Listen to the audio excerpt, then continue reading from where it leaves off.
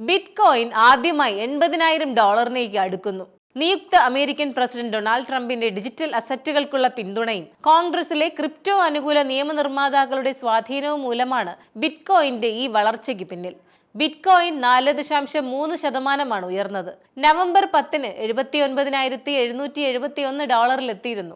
മറ്റ് ക്രിപ്റ്റോ കറൻസികളായ കാർഡാനോയും മെമ്മിന്റെ പ്രിയപ്പെട്ട ഡോഗ് കോയിനും ശക്തമായ നേട്ടങ്ങൾ ഉണ്ടാക്കി എന്നതും ശ്രദ്ധേയമാണ്. BTCയുടെ 4% വർധനവ് അതിന്റെ 7 ദിവസത്തെ നേട്ടം 16% ഉയർത്തി. ഡൊണാൾഡ് ട്രംപിനെ അടുത്ത US പ്രസിഡന്റായി തെരഞ്ഞെടുത്തതും പലിശ നിരക്ക് 25 ബേസിസ് പോയിന്റ് കുറയ്ക്കാനുള്ള ഫെഡറൽ റിസർവിന്റെ തീരുമാനവും ക്രിപ്റ്റോ മാർക്കറ്റിന് അനുകൂലമായ സംഭവ വികാസങ്ങൾ ഉണ്ടാക്കുന്നുണ്ട്. സ്ഥാപന നിക്ഷേപകരും പ്രൊഫഷണൽ വ്യാപാരികളും സജീവമല്ലാത്തപ്പോൾ ട്രേഡിംഗ് അളവ് കുറയുന്നതുകൊണ്ട് ക്രിപ്റ്റോ മാർക്കറ്റുകളിൽ പ്രതിഫലനം കാണാറുണ്ട്. കുറഞ്ഞ പണലഭ്യത വില ചലനങ്ങളിലേക്കും നയിച്ചേക്കാം. അവിടെ ചെറിയ വ്യാപാരങ്ങൾ പോലും കാര്യമായ സ്വാധീനം ചെലുത്തും.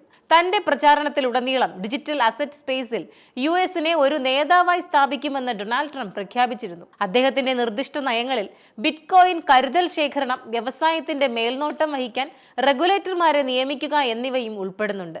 2024 ഇതുവരെ ബിറ്റ്കോയിൻ ഏകദേശം 90% ഉയർന്നത്.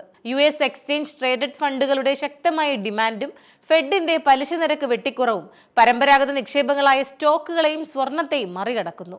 ട്രംപിന്റെ ക്രിപ്റ്റോ അനുകൂല നിലപാട് പ്രസിഡന്റ് ജോ ബൈഡന്റെ നിലപാടുമായി വ്യത്യസ്തമാണ്.